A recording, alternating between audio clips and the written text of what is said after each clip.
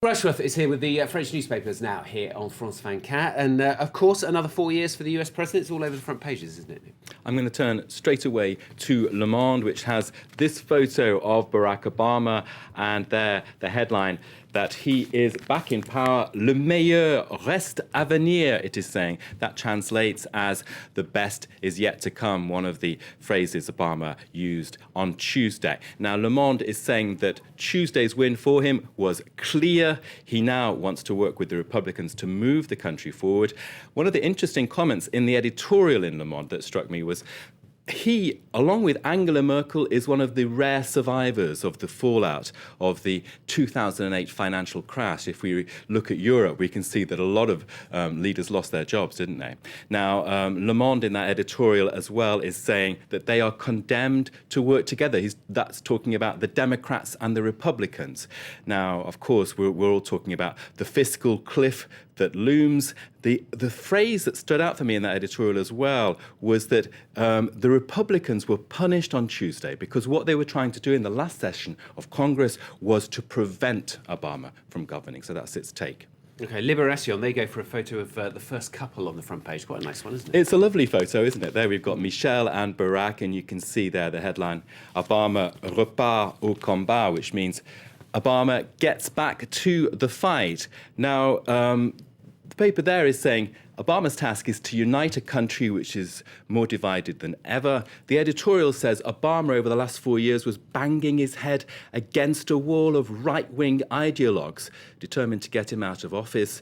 Now, Libération says the obsession among certain forces in the right, in the States, was tainted, and get this, by racism and hatred. It says Obama will have to confront the crazies in his country. OK, now all the papers here in France are leading on Obama, apart from one, because they say that there's another man who's more important on this planet than Barack Obama, don't they? Here's a bit of editorial choice for you. Aujourd'hui en France, Le Parisien, here in Paris as well. Le vrai maître du monde, c'est lui.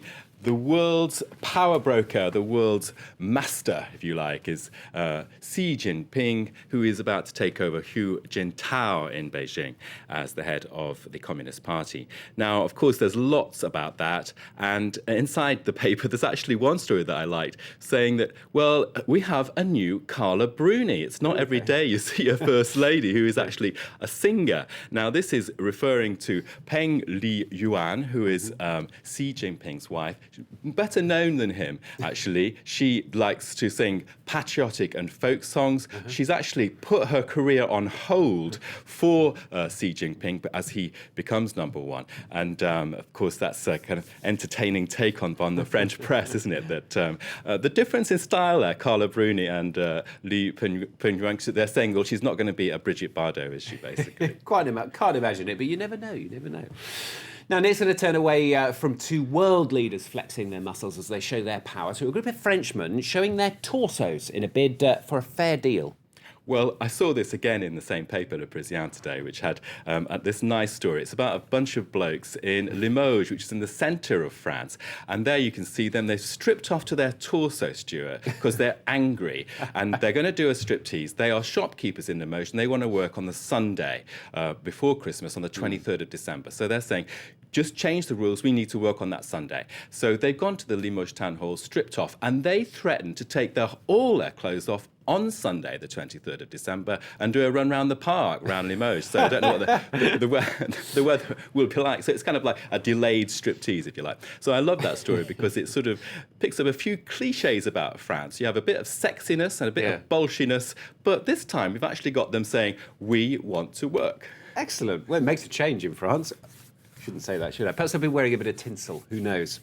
Nick, thanks very much. Nick Rushworth, the French newspapers here on France 24.